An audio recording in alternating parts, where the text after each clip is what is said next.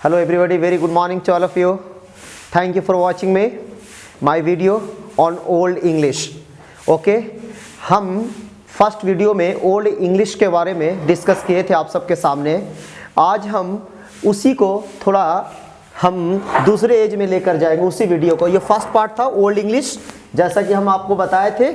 आज हम middle English के बारे में डिस्कस करेंगे और थोड़ा सा हम लोग मॉडर्न इंग्लिश के बारे में भी डिस्कस हम लोग करेंगे और इसको आज हम वाइंड अप करने की कोशिश करेंगे। उससे पहले आपको हम धन्यवाद देना चाहते हैं मेरे वीडियो को देखने के लिए, सब्सक्राइब करने के लिए। और फिर से मैं आपसे रिक्वेस्ट करता हूँ कि मेरी वीडियो को आप ज़्यादा से ज़्यादा शेयर करें, सब्सक्राइब करें, वॉच करें और मुझे खूब ढेर सारा आप सबसे प्यार मिले तो हम ऐसे ही वीडियो बनाते रहे, आप तक पहुँचते रहे। Thank you. ओके, तो आज हम स्टार्ट करेंगे मिडिल इंग्लिश के बारे में। तो जहाँ तक मिडिल इंग्लिश का सवाल है तो मिडिल इंग्लिश जो है वो 1100 से लेकर के 1500 एडी के बीच आता है। उससे पहले हम ये जानने की कोशिश करेंगे कि मिडिल इंग्लिश की उत्पत्ति जो है 1066 एडी में, कब? 1066 एडी में। ओके, नॉर्मन जो थे फ्रेंच लोग वो ब्रिटेन पे क्या किए? इन्वेड किए, हमला किए। ओके, जब ये हमला किए तो ब्रिटेन पे इनका फ्रेंच लोगों का क्या हो गया? ये रूल करने लगे फ्रेंच लोग ब्रिटेन पे 1066 में। ओके, जब ये रूल करने लगे वहां पे 1066 ईस्वी में, तो फ्रेंच का कंट्रीब्यूशंस इंग्लिश डेवलपमेंट में काफी हद तक ज्यादा है। लगभग ये 300 ईयर्स तक, कितने सालों तक फ्रेंड्स? 300 सालों तक ये ब्रिटेन पे राज किए। और इसी दौरान जो थे ये लगभग फ्रेंच के नए नए शब्द कुल मिलाकर 10,000 नए शब्द को इंग्लिश डिक्शनरी में जोड़ा गया था। कितने? 10,000 words in English added by French attack या फ्रेंच रूलिंग बोल सकते हैं, स्टेट हम लोग जो भी हो इंग्लैंड पे। तो यहां पर हम लोग लिखे कि बाद में धीरे धीरे ये विलियम जो थे द ड्यूक ऑफ नॉर्मैंडे इन्वेडेड किए। तो एडमिनिस्ट्रेशन, जब ये लोग राज करने लगे तो एडमिनिस्ट्रेशन का जो अभी हमको अंग्रेजी में मिलता है, या कल्चर से रिलेटेड जो भी वर्ड हो या कोर्ट से रिलेटेड जो भी वर्ड हो, वो जितने भी वर्ड्स हैं वो टोटल लगभग हमको मतलब फ्रेंच से प्राप्त हुआ है। ये टोटल फ्रेंच वर्ड है। इसलिए कभी कभी हम लोग बोलते हैं ना कि जैसे हम लोग कोई वर्ड लिखते हैं, इस तरह का लिखे हम लोग वर्ड, तो हम लोग बोलते हैं इसको शॉफर नहीं बोल सकते, जो राइट प्रोनाउंसिएशंस है इसको हम लोग बोलते हैं शॉफर। शॉफर क्यों? क्योंकि ये फ्रेंच वर्ड है तो उसकी प्रोनाउंसिएशन भी हम लोग फ्रेंच के जैसा ही करेंगे ना, इंग्लिश के जैसा तो कर नहीं सकते। तो फ्रेंच का जो कंट्रीब्यूशन है इंग्लिश को डेवलप करने में, जिस समय इंग्लिश की डिक्शनरी फर्स्ट लिखी जा रही थी तो कितने वर्ड्स थे? टोटल 3000 वर्ड्स थे, है ना। हम लोग फर्स्ट वीडियो में शायद मैं बताया होगा कि जब फर्स्ट डिक्शनरी बनी थी 1604 ईस्वी में। कब बनी थी? 1604 ईस्वी में फर्स्ट डिक्शनरी बनी थी। उसमें लगभग 3000 वर्ड्स थे। लेकिन फ्रेंच अटैक के बाद जब नॉर्मन्स लोग यहाँ पर आए और यहाँ पे रहने लगे तो उनके तरफ से जो फ्रेंच वर्ड्स है वो लगभग 10,000 वर्ड्स वे लोग इंक्लूड किए इंग्लिश में, जिससे एडमिनिस्ट्रेशंस या कल्चर या कोर्ट, ये जितने भी वर्ड्स अभी हम इंग्लिश में देखते हैं, फॉर एग्जांपल हम लिखे यहाँ पे crown, servant, court, art, poet etcetera, ये सब जितने भी वर्ड्स है these all are French words. So यहाँ पर क्या हुआ? धीरे धीरे 300 सालों तक लगभग ये ज्यादातर स्पीकिंग था, मतलब बोलने में ज्यादा यूज करते थे हम लोग वर्ड्स को या इंग्लिश लैंग्वेज को।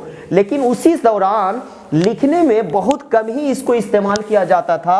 लगभग 200 से 300 सालों तक जो लिखने का जो प्रचलन था, 200 से 300 सालों तक जो रिटन टेक्स्ट लिखा जाता था उस समय, तो उस समय जो थे दोस्त क्या यूज करते थे? उस समय लैटिन लैंग्वेज यूज करते थे, नॉट फ्रेंच। ओके, जो फ्रेंच वर्ड इंग्लिश में आया उसको यूज नहीं करते थे, ये सिर्फ हम लोग स्पीकिंग के लिए यूज करते थे, ना कि लिखने के लिए। लगभग 200 ईयर्स तक, 200 ईयर्स तक हम लोग क्या करते थे? लैटिन लैंग्वेज को हम लोग क्या करते थे? यूज करते थे रिटन टेक्स्ट के लिए। लेकिन 1200 एडी में, कब? इन 1200 एडी फ्रेंच और जो जर्मन था, हम लोग भी जानते हैं कि जर्मन का वहाँ पे बहुत बड़ा मतलब ये है कंट्रीब्यूशन से इंग्लिश के डेवलपमेंट में, क्योंकि यही लोग जो ट्राइब्स थे पहले वो इंग्लैंड में आए थे, जो ओल्ड इंग्लिश की उत्पत्ति हुई। तो जर्मन और फ्रेंच जब मिल करके रह रहे थे, वो दोनों के बीच लगभग 1200 एडी में स्प्लिट हो गया, और स्प्लिट होने की वजह से मॉडर्न इंग्लिश जो है ना धीरे धीरे, सॉरी मिडिल इंग्लिश जो है वो धीरे धीरे जो है वो इसका जो इम्पैक्ट है जर्मन्स का वो वहाँ पे ख़त्म होने लगा और फ्रेंच का इम्पैक्ट वहाँ पे ज़्यादा हो गया। So this is all about middle English in short. So thank you friend. Middle English के बारे में अभी हमने बताया, अब हम लोग थोड़ा सा मॉडर्न इंग्लिश के बारे में स्टडी करेंगे। ओके, सो जैसा कि हम सब जानते हैं और मैंने फर्स्ट वीडियो में बताया, ओल्ड इंग्लिश जो है कब से कब तक थी, उसका ड्यूरेशन कब से कब तक था, तो 450 से 1100 तक था। और मिडिल इंग्लिश जो है वो 1066 से लेकर के 1500 एडी के बीच था। वहाँ से स्टार्ट होता है हम लोग रिनेसा, मतलब रिनेसा का मतलब पुनर्जागरण, मतलब जिसको हम लोग मॉडर्न इंग्लिश कह सकते हैं। यहाँ से मॉडर्न इंग्लिश की उत्पत्ति होती है। और मॉडर्न इंग्लिश में एक बहुत बड़े स्कॉलर्स इंग्लिश के बोल सकते हैं, जिनका सब लोग नाम जानते हैं। बचपन से हम लोग कि शेक्सपियर बनना चाहता है भाई, इंग्लिश में शेक्सपियर बनना चाहता है, तो मॉडर्न फादर ऑफ इंग्लिश को हम लोग विलियम शेक्सपियर भी कहते हैं। ओके, विलियम शेक्सपियर को मॉडर्न फादर ऑफ इंग्लिश कहते हैं, विलियम शेक्सपियर बोलते हैं हम लोग, विलियम शेक्सपियर। ओके, तो इनकी भी कंट्रीब्यूशंस मॉडर्न इंग्लिश में बहुत है। इंग्लिश जो है जनरली में है क्या कि इसमें शब्दों का कंट्रीब्यूशन ज़्यादा इंपॉर्टेंट था। शुरू में ग्रामर की उतनी उत्पत्ति नहीं थी। जब ग्रामर का पार्ट हम लोग जब स्टार्ट करेंगे तो I will give you history about grammar के कब से कैसे क्या स्टार्ट हुआ, लेकिन उससे पहले लैंग्वेज ही था। इसी दौरान जो है हम लोग क्या किए, लैटिन लैंग्वेज से हम लोग क्या किए, वर्ड्स को हम लोग लोन लिए, वहाँ से लोन। लैटिन लैंग्वेज बहुत सारे इंग्लिश में ऐड हुआ, मॉडर्न इंग्लिश में, सॉरी या मॉडर्न इंग्लिश में। फिर यहीं पे भी फ्रेंच जैसे बहुत सारे वर्ड्स आए, इससे बोरो किए हम लोग मॉडर्न इंग्लिश में। और ओल्ड इंग्लिश को यहाँ पे हम लोग क्या किए कि जैसे हम लोग जानते हैं कि ओल्ड इंग्लिश पहले जैसे पुअर शब्द है, तो उसके अंदर हम लोग मॉडिफिकेशन भी किए मॉडर्न इंग्लिश को, मिडिल इंग्लिश को भी।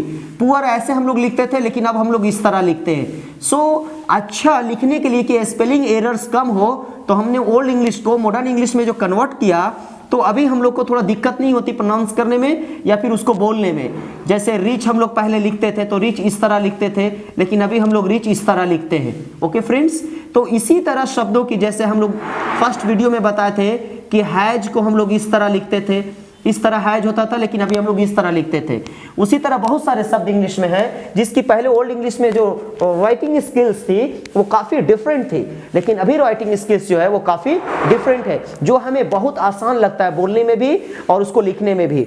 तो यहाँ पर हम लोग अभी बात कर रहे हैं मॉडर्न इंग्लिश के बारे में। तो विलियम शेक्सपियर की कंट्रीब्यूशन जो है वो लोग आती है हिस्ट्री में कि लगभग 1600 वर्ड्स जो है विलियम शेक्सपियर की तरफ से ही कंट्रीब्यूशन है इंग्लिश की, इंग्लिश वर्ड की डेवलपमेंट में। 1600 वर्ड्स है इंग्लिश वर्ड में, डिक्शनरी बोल सकते हैं या इंग्लिश डिक्शनरी में हम लोग बोल सकते हैं कि इनका कंट्रीब्यूशन काफ़ी, इंग्लिश डिक्शनरी में काफ़ी बड़ा कंट्रीब्यूशन था। तो ये क्या किए ना कि एक मॉर्फिम चैप्टर है, हम लोग पढ़ेंगे मॉर्फिम चैप्टर को भी मैं पढ़ाऊंगा आप सबको। तो मॉर्फिम जो है वो क्या किए कि वर्ब से ये बहुत सारे वर्ड्स को वर्ब से नॉन बनाए, ऐसे किए ये।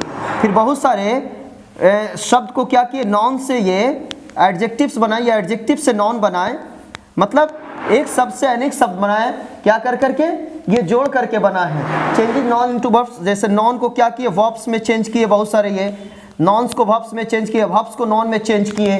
फिर बोलेंगे हम लोग कि बहुत सारे वर्ब्स को क्या किए ये लोग एडजेक्टिव्स में चेंज किए, बहुत सारे वर्ब्स को क्या चीज़ में चेंज किए, एडजेक्टिव्स में चेंज किए।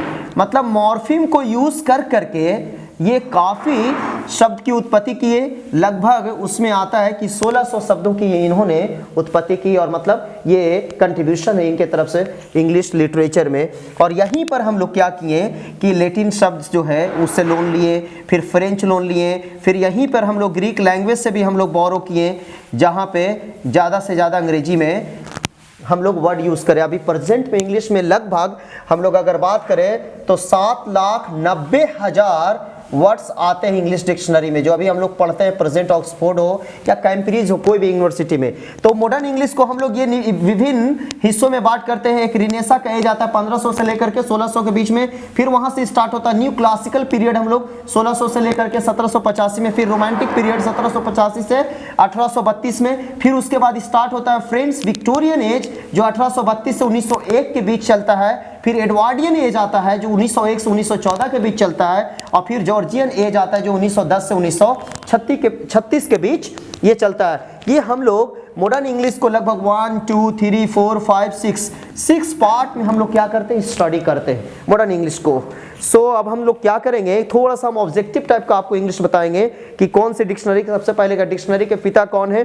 तो हम लोग विलियम जॉनसन जो है वो डिक्शनरी के पिता, सबसे पहले जो डिक्शनरी लिखे थे विलियम जॉनसन ने ही लिखा था डिक्शनरी को। और ऑक्सफोर्ड डिक्शनरी जो सबसे पहले लिखे वो विलियम चेस्टर थे, उसका पूरा नाम था विलियम चेस्टर माइनर नाम था, जो सबसे पहले डिक्शनरी को लिखे। और इंडिया का जो फर्स्ट डिक्शनरी लिखे थे वो राहुल पराशकर लिखे थे लगभग 2015 में। इंडिया की जो फर्स्ट डिक्शनरी जो इंडिया के लोग अगर मतलब इंग्लिश डिक्शनरी लिखे वो लगभग 2015 में लिखे थे, उनका नाम राहुल पराशकर था, राहुल पराशकर फ्रेंड्स। ओके, ये छोटा सा फैक्ट है। फिर सबसे पहले हम लोग एक और बताते हैं आप लोग को फैक्ट्स है कि जो सबसे वर्ड है बड़ा वो भी हमें आपको बताएंगे नेक्स्ट वीडियो में। सो इन शॉर्ट हम लोग ये पढ़ते हैं एजेस ऑफ इंग्लिश के बारे में कि ओल्ड इंग्लिश, मिडिल इंग्लिश और मॉडर्न इंग्लिश को कैसे कैसे हम लोग बांटते हैं और कैसे कैसे हम लोग स्टडी करते हैं। फिर एक और फर्स्ट है कि वेबस्टर डिक्शनरी जो है वेबस्टर, वो नोवा वेबस्टर ने 1758 से 1843 तक हम लिखे थे। फिर एक और डिक्शनरी था जो सबसे पहले लिखा गया था वो जॉनसन्स की डिक्शनरी थी, वो लगभग सैमुअल जॉनसन का पूरा नाम था, सैमुअल जॉनसन। ये पहली डिक्शनरी लिखे थे लगभग 1755 ईस्वी में, ये डिक्शनरी लिखे थे सैमुअल जॉनसन, इसलिए सैमुअल जॉनसन को हम लोग फादर ऑफ डिक्शनरी कहते हैं। ये हमारे तरफ से एजेस ऑफ इंग्लिश के बारे में संक्षेप में था। फिर से हम आपसे रिक्वेस्ट करते हैं कि हमारे वीडियो को ज़्यादा से ज़्यादा शेयर करें, सब्सक्राइब करें, वॉच करें, लाइक करें, और कुछ भी प्रॉब्लम्स हो तो हमें कमेंट करके बताएं, मैं आपके लिए हाजिर हूँ। Thank you very much for watching my video.